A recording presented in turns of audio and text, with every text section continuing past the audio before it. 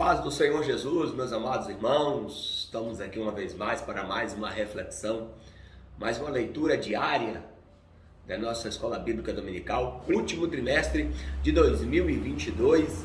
Estamos falando sobre o tema Justiça Divina, falando sobre o livro do profeta Ezequiel, e na lição de número 1, estamos falando sobre Ezequiel, o atalaia de Deus. A nossa leitura diária hoje está em Jeremias capítulo 6, versículo 17, que diz assim: também pus atalaias sobre vós, dizendo, estai atentos à voz da buzina, mas dizem, não escutaremos. Ou seja, os atalaias, eles anunciam as advertências e os juízos.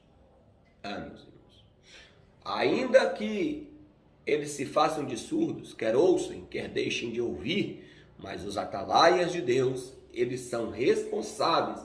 Deus, nos incumbiu dessa responsabilidade de anunciar a volta do Senhor, de anunciar que um dia o pecado terá a devida paga por ele, que o Senhor julgará as obras dos homens, quer seja boa, quer seja má.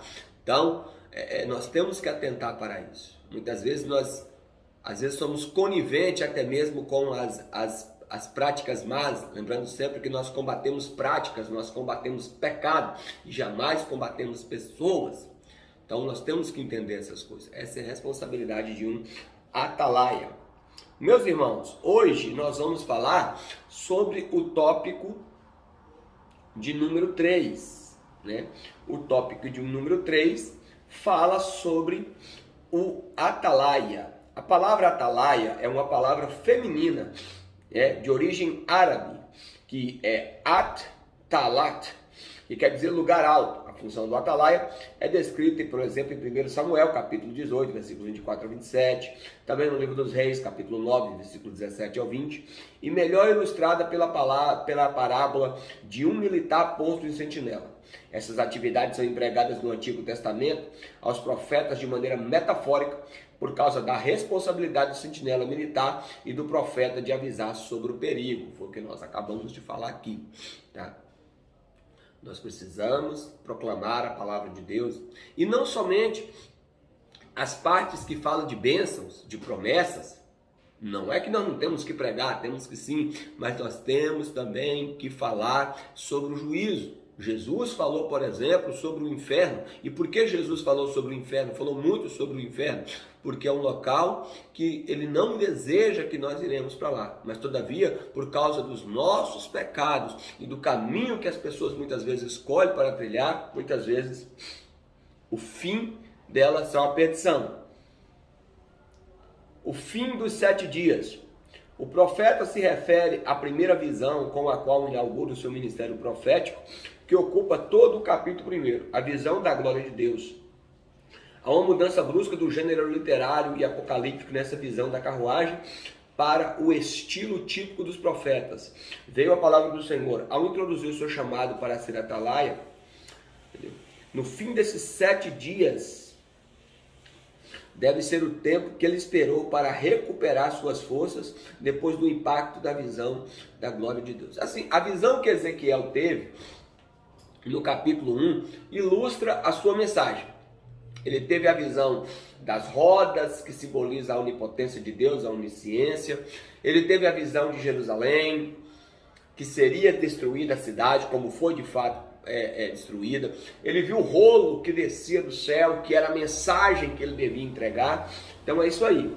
A expressão filho do homem, se refere também ao ministério profético do profeta Ezequiel, ou seja, esse título também ele é atribuído a Jesus lá no Novo Testamento, Então, apontando ali que Jesus sempre foi e sempre será o maior homem que já existiu na face da história. E também o atalaia sobre a casa de Israel.